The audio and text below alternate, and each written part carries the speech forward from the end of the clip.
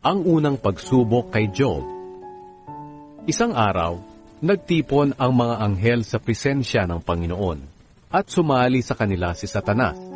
Sinabi ng Panginoon kay Satanas, "Saan ka nanggaling?"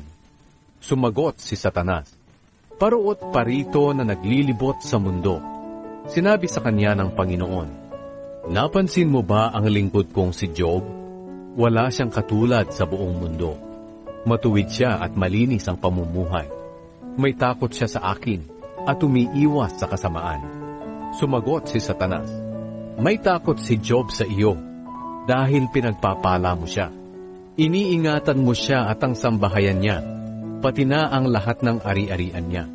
Pinagpapala mo ang lahat ng ginagawa niya, kaya lalong dumarami ang kanyang mga hayop sa buong lupain.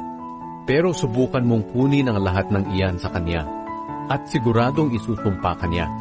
Sinabi ng Panginoon kay Satanas, "Sige, kunin mo ang lahat ng mayroon siya, pero huwag mo siyang sasaktan." Kaya umalis agad si Satanas sa harapan ng Panginoon. Isang araw, habang nagkakasayahan sa handaan ang mga anak ni Job sa bahay ng panganay, dumating sa bahay ni Job ang isa niyang tauhan at ibinalita ang ganito, "Habang nag-aararo po kami, gamit ang inyong mga baka, at pinapastol ang inyong mga asno sa di kalayuan, bigla kaming sinalakay ng mga sabeyo. Kinuha po nila ang mga hayop at pinatay ang aking mga kasama. Ako lang po ang nakatakas para magbalita sa inyo."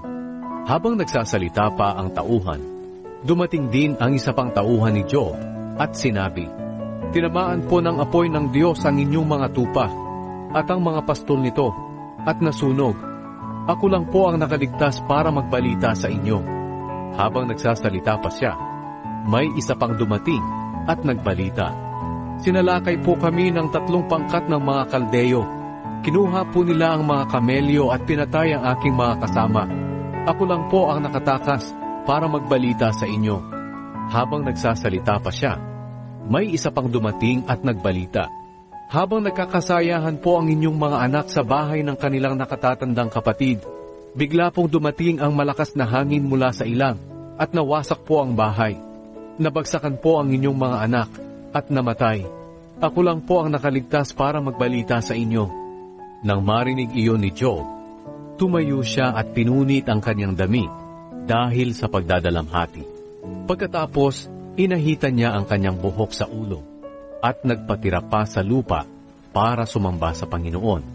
Sinabi niya, "Ipinanganak akong walang dala at mamamatay din akong walang dala.